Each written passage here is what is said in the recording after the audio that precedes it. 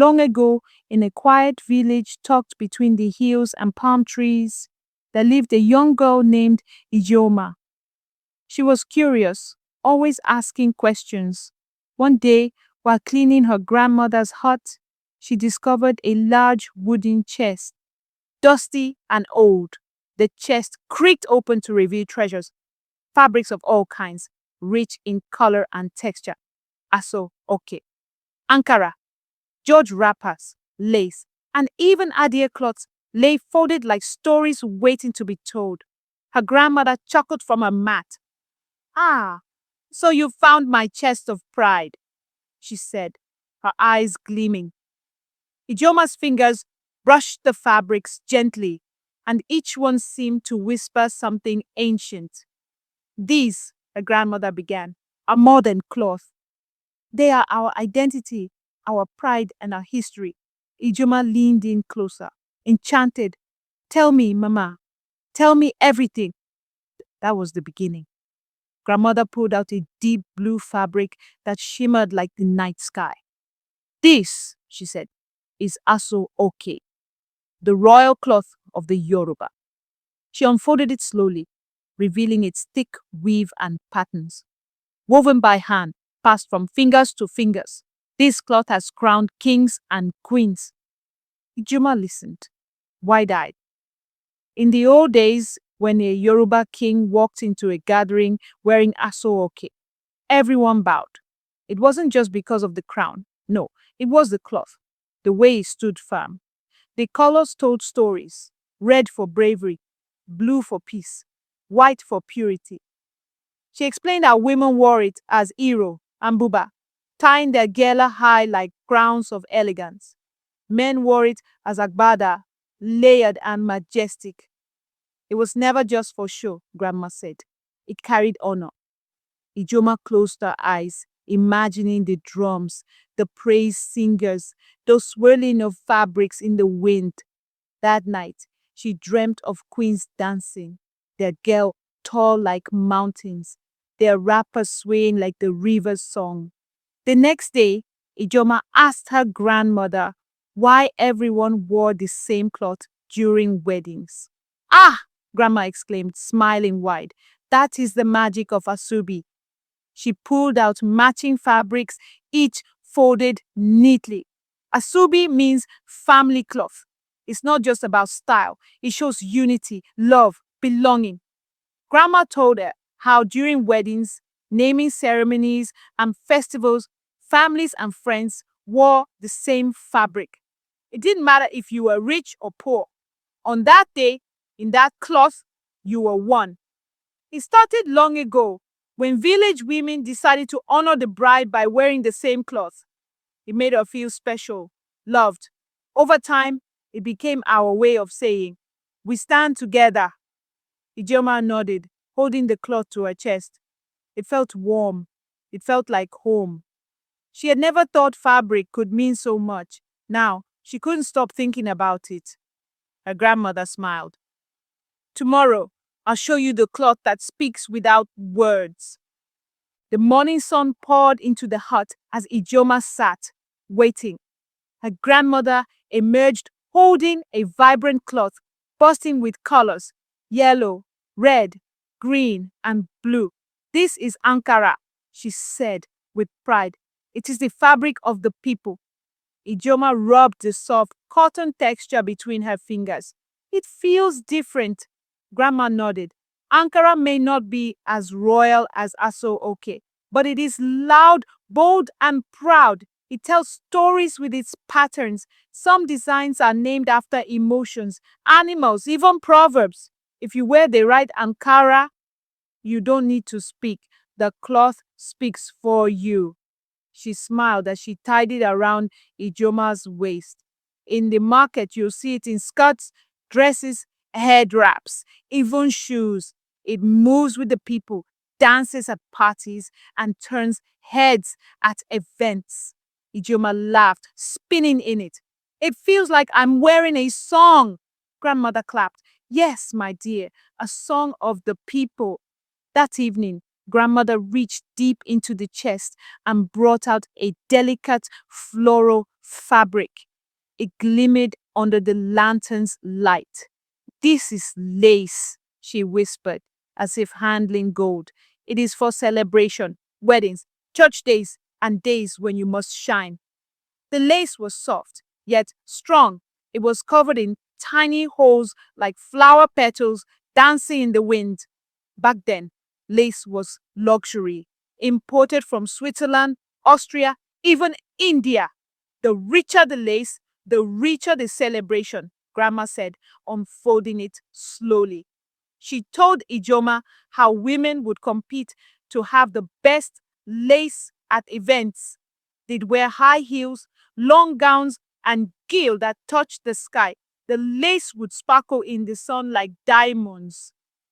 Ijoma imagined rows of women dressed in shimmering lace, laughing, gossiping, and turning every street into a runway. "But remember," Grandma added, "no matter how beautiful the lace is, it's the woman inside who wears the real shine." As the cock crowed the next morning, Ijoma sat outside with a wrapper tied around her chest. Grandmother came out chuckling. "You're wearing it all wrong," she said. Together, they sat, and Grandma began to teach her how to tie a proper wrapper. In every tribe, the wrapper means something. The way you tie it, the colors, even how many layers you wear. It all speaks. She explained that in Igbo land, women tied two wrappers, one for dignity, the other for beauty. In Calabar, they wore George wrappers wrapped tightly and paired with coral beads. In the north, women wrap their veil and cloth with grace and modesty. "And when a woman wraps her cloth and walks with pride," Grandma said, "people know she carries tradition on her waist." Ijoma tried again. This time she tied it tighter, neater. Grandma smiled. "Now you wear it not just as cloth, but as a message." Ijoma stood tall. Her love for fabric had become more than curiosity. It had become a journey. That afternoon, Grandmother spread a deep red cloth with golden embroidery across her lap. "This is the pride of the Igbo people," she said. "Our attire tells the world we are bold, respectful, and rooted in culture." She described how Igbo men wore the Isiagu, a shirt decorated with lion head patterns, paired with red caps that marked honor and maturity. "Only titled men wear the red cap," she said. "It is not just fashion. It is a symbol." Ijoma smiled. "And the women?" Grandmother's eyes softened. "We wear two wrappers tied with grace.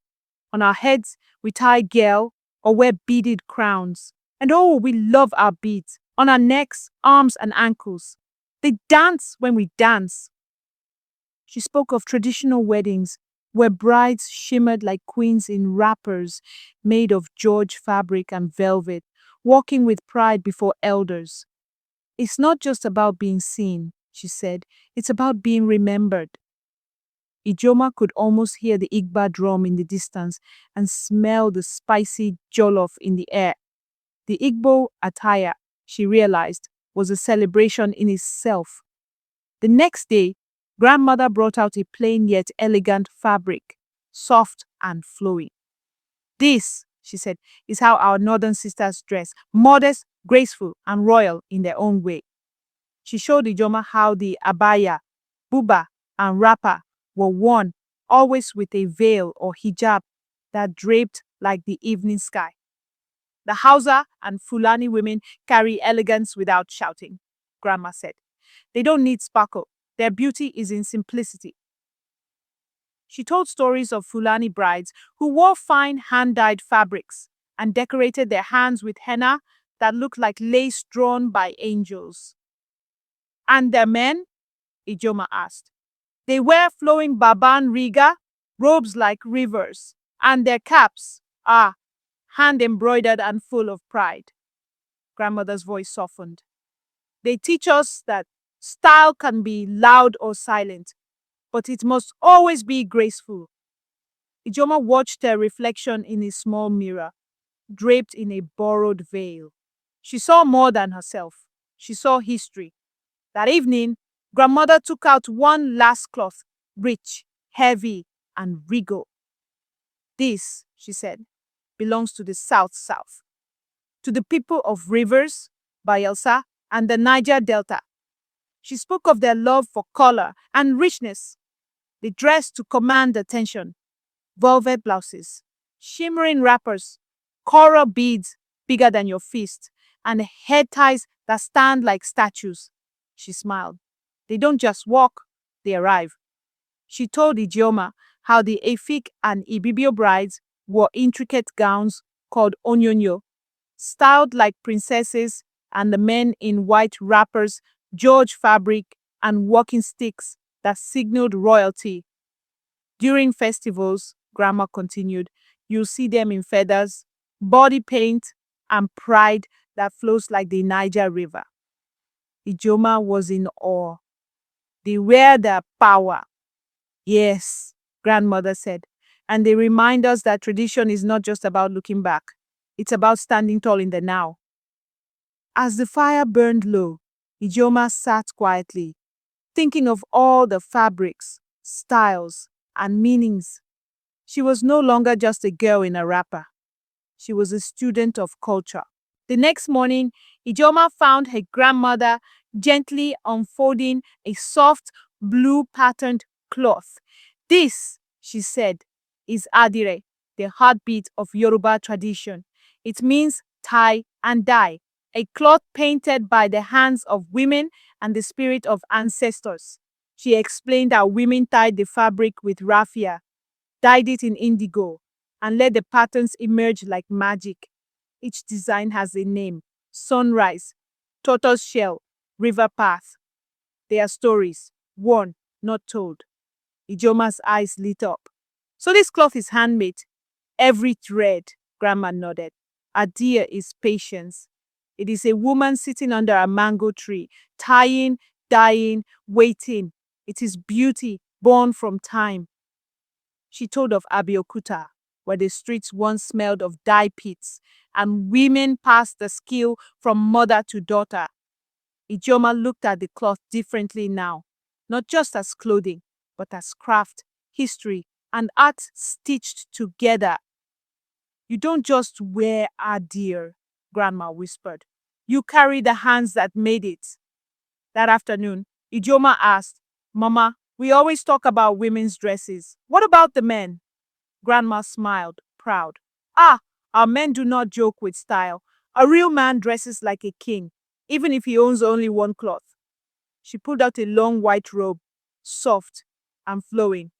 This is Agbada, 3 layers of power, worn mostly in the West by Yoruba men, but loved across Nigeria. She described how the Agbada is paired with a fitted cap, fila, and sometimes a walking stick. When a man wears Agbada, his shoulders rise. He becomes 10 times himself. She showed Ijoma pictures of different tribes. Hausa men in flowing babanriga with the embroidered caps, Igbo men in lion head, Isiagu with red beads, South men in white wrappers, bowler hats, and canes like chiefs. Our men, she said, dress with presence. They walk into a room, and the cloth walks in first. Ijoma laughed. I want to wear Agbada too. Grandma winked. Who says you can't?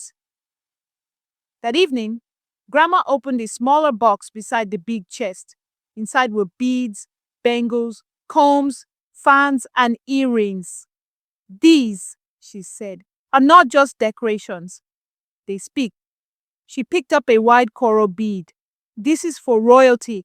You see this on brides from the south. It's heavy on the neck, but heavier in meaning. Then she held up an ivory bangle. Worn by maidens during festivals. It tells everyone she's unmarried and proud.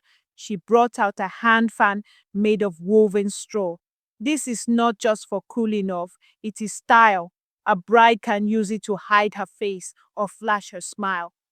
Grandmother even showed her an ileke, a waist bead. Some women wear this under their clothes. It's their secret beauty. Ijoma held the fan, the beads, and the combs. She could see how every little item wasn't just for looks. It told a story, whispered a message, carried meaning. She was beginning to see dressing not just as putting on clothes, but putting on culture. Days passed, and Ijoma noticed something new. Young girls on the street wore Ankara with sneakers. Boys wore agbada with sunglasses. Mama, she asked, why do people mix old and new? Grandma chuckled. Because style must breathe. It must change to stay alive. She explained that tradition isn't stuck in time. Young people now blend what we gave them with what they feel. That's not wrong. It's powerful. She told her about Ankara jumpsuits, Adire blouses, lace corsets, and beaded earrings made for modern fashion shows. Our ancestors made the fabric. Our children reshape it. Ijoma understood. Wearing tradition didn't mean dressing like yesterday. It meant carrying yesterday with pride into today. Grandma smiled. You can wear jeans, but remember your roots. That's real style. One evening, Grandma turned on the TV. The screen showed bright lights, long runways, and proud African models in traditional designs. Look, she said, even the world is watching. Ijoma's mouth dropped. She saw models in Ankara gowns, lace jackets, velvet robes, strutting with pride before flashing cameras. These are not just clothes, Grandma said. They are ambassadors, walking cloths telling the world who we are. She mentioned designers like Diola Sago, Lanre da Silva, and Mai Atafo. They take our fabrics and sew magic. Even at Nollywood award nights, celebrities now wore agbada, George, and Adire instead of suits and gowns. It's no longer about imitating the West, Grandma said. It's about owning our style and shining in it. Ijoma's eyes lit up. One day, I'll wear Adire on the red carpet. Grandma smiled. And the world will clap for you. The next morning, Ijoma sat scrolling through her phone. Mama, look, this girl tied her gill in 3 layers. She laughed. Grandma peeked. Social media, our new runway. She explained how platforms like Instagram, TikTok, and Facebook had become stages for African fashion. One post can turn a tailor into a designer. One dance video in Ankara can reach the whole world. She told Ijoma how tailors now take orders from abroad. A woman in New York might see your gele and want the same. Even influencers and comedians now use fashion to tell stories, turning ordinary rappers into viral content. Before, we had fashion shows in village squares. Now it's your phone, Grandma said. Ijoma nodded. So I can celebrate culture online too. Yes, Grandma smiled. Just don't forget to tag your roots. Ijoma laughed and posed in her wrapper, phone in hand. One picture, one caption. Proudly Nigerian, proudly traditional. That morning, Ijoma sat beside her grandmother, softly touching the edge of an old wrapper. Mama, she whispered, why does it feel like these clothes carry something deeper? Grandma smiled gently. Because they do, my child. Traditional clothes are not just for covering the body, they clothe the soul. She spoke of ceremonies, naming, marriage, chieftaincy, and burial, where each attire was chosen with care and intention. You wear white for peace, red for power, gold for celebration. Your clothes must match your spirit. Grandma explained how the way you dress in the village can earn you respect or disgrace. If your wrapper is falling off or your cap is crooked, elders will call you aside, not because of fashion, but because dressing right shows you were raised right. Ijoma nodded, holding the fabric like it was alive. She now understood. Clothes could speak when the mouth was silent. Later that afternoon, Grandma reached into the bottom of the old chest and pulled out a folded wrapper with faded patterns. "This one," she said softly, "belonged to your great-grandmother. She wore it to our last festival before she passed." Ijoma held it carefully. The fabric was thin, but it felt heavy with memory. "In many homes," Grandma explained, "wrappers are handed down from mother to daughter. Each one carries stories of birth, of dances, of prayers, of tears." She spoke of the Igbo akwete, the Yoruba aso-oke, and the northern Zana cloths, all woven by hand, all precious. "Some people," she said, "keep one wrapper their whole life. When they pass, they are buried in it because it holds their essence." Ijoma placed the wrapper gently back in the chest. She'd never seen clothes as sacred before. Not just fabric, a legacy. That evening, Ijoma watched as her grandmother lit a small oil lamp and placed it near a family photo. "We dress well," she said, "not only for ourselves, but for those who came before us." She told Ijoma how, during certain festivals and family prayers, people wore traditional attire to honor the ancestors, to show them we have not forgotten. Even in masquerade festivals, where spirits are believed to visit the living, the costumes are crafted with sacred symbols, fabrics, and feathers. "The ancestors don't understand jeans," Grandma chuckled, "but they recognize lace, Ankara, Adire. That's how we speak their language." Ijoma imagined a world where spirits sat beside their descendants, nodding with approval when they saw familiar cloth. "I will always dress with pride, Mama," she said quietly. Grandma's eyes sparkled. "Then you'll never walk alone." One sunny afternoon, Grandma took Ijoma to the local tailor's shed. It was small, wooden walls, a rusty zinc roof, and the steady hum of a sewing machine. "That's Baba Tunde," Grandma said. "He stitched more lives than you can count." Inside, Baba Tunde smiled warmly. "Ah, granddaughter of Mama Ada. Welcome." He showed Ijoma his tools: measuring tape, scissors, chalk, and old needles. Nothing fancy, but his hands moved with magic. He held up a freshly sewn Ankara blouse. "This one is for a bride in the next village. She wants to feel like a queen." He explained how tailoring wasn't just sewing, it was service. We dressed people for naming ceremonies, weddings, festivals. We witnessed their joy. Baba Tunde even remembered what he'd sewn for Ijoma's parents. "Your father wore white lace. Sharp man," he grinned. Ijoma looked around the little shed. To her, it now felt like a temple.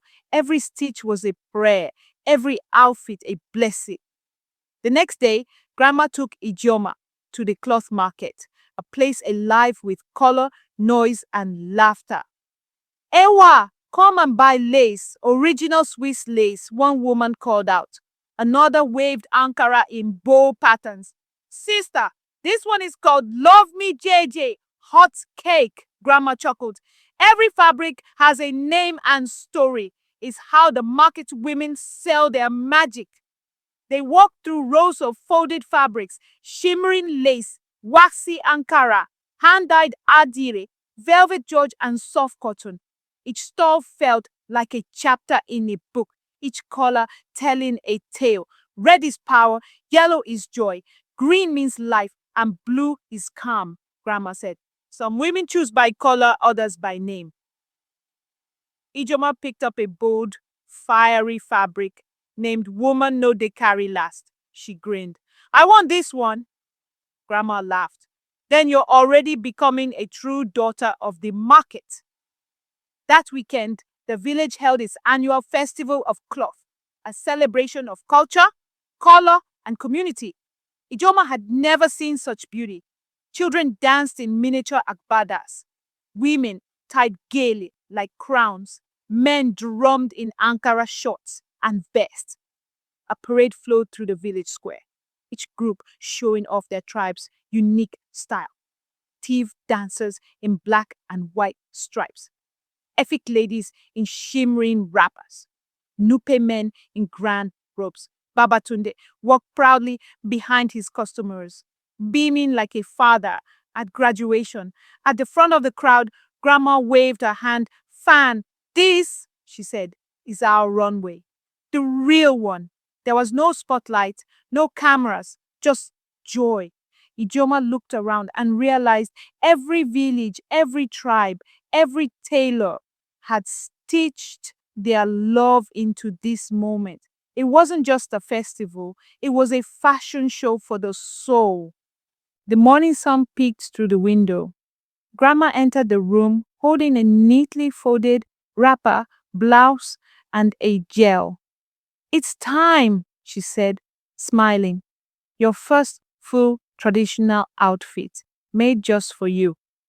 Ijoma's heart fluttered. She slowly dressed, tying the wrapper with care, slipping into the blouse, and letting Grandma wrap the gill around her head like a crown. When she looked into the mirror, she gasped. She didn't just look beautiful. She looked rooted, strong, Nigerian. Grandma clapped her hands. Ah, you look like a whole princess. They stepped outside, and the neighbors cheered. Babatunde smiled proudly. This one is a walking painting. Ijoma beamed, not just because of the colors or patterns, but because of what she carried. The stories, the history, the pride. Later that evening, as the village settled, Ijoma sat beside her little cousin, Amaka. I want to wear what you wore, Amaka whispered. Ijoma smiled. One day, you will. And when you do, you'll feel like you're wearing all the women before you. She began telling Amaka all she had learned about the tribes, the tailors, the meanings and the memories. You don't just wear these clothes for beauty, she said. You wear them to show who you are and where you come from.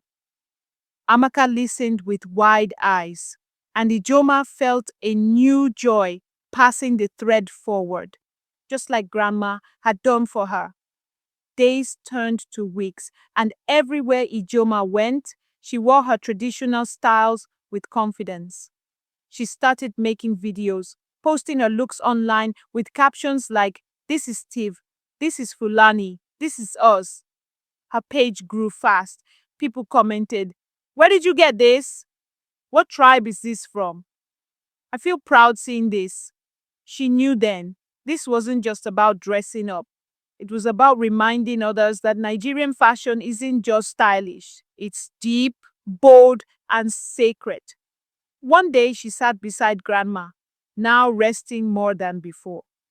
"I think I finally get it, Mama," she said. "These clothes, they aren't just for our bodies, they're for our hearts."